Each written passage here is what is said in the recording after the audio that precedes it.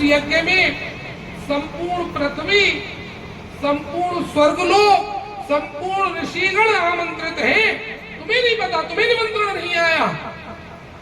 थोड़ा छेद बोला, अरे बोले नहीं आया है, हो सकता है मैं नहीं हूं, भोलेनाथ को मिल गया हो, यहाँ से निमंत्रण आया है।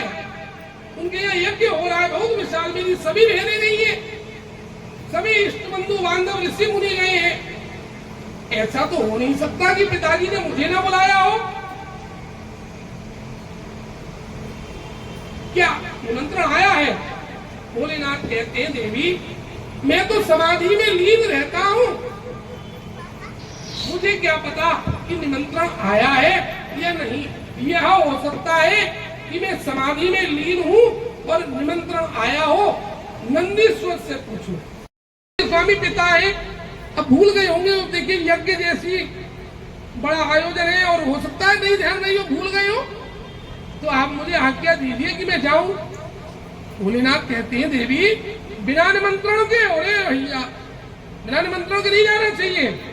बोले लेकिन स्वामी माता पिता और गुरु के यहाँ तो बिना निमंत्रण के जा सकते हैं, शास्त्र कह रहे हैं। बताइए शास्त्र का ज्ञान देवी सती किसको बता रही है? भगवान शंकर। वाह, यहाँ भी बिना निमंत्रण के जा सकते हैं, लेकिन कब? जब तक बेटी विवाहित नहीं है, मामा के यहाँ रह रही है, मौसी के यहाँ रह रही है, बड़ी बहन के यहाँ रह रही है, जा सकते हैं। लेकिन अगर बेटी विवाहित हो गई तो उसको निमंत्रण आवश्यक है।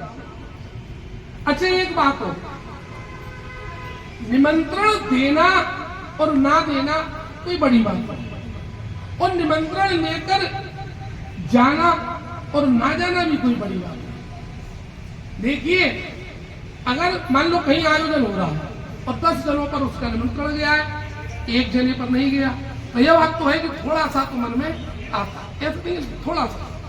और मान लो निमंत्रण नहीं आया या निमंत्रण आया है तो अपनी स्थिति और अपनी मनोस्थिति एक सी रखनी चाहिए, कभी भी स्थिति बदलनी नहीं चाहिए। जैसे एक ऋषि थे, उनके यहाँ गैया आई, एक शिष्य गैया देगा, महाराज जी आपके लिए गैया। शिष्य से बोले गुरुजी बेटा ये गैया बढ़िया आ गई, अब तो दूध पीएंगे, दही खाएंगे, मक्खन खाएंगे, बढ़िया। दूसरे दिन गैया शांत हो गई, चली गई।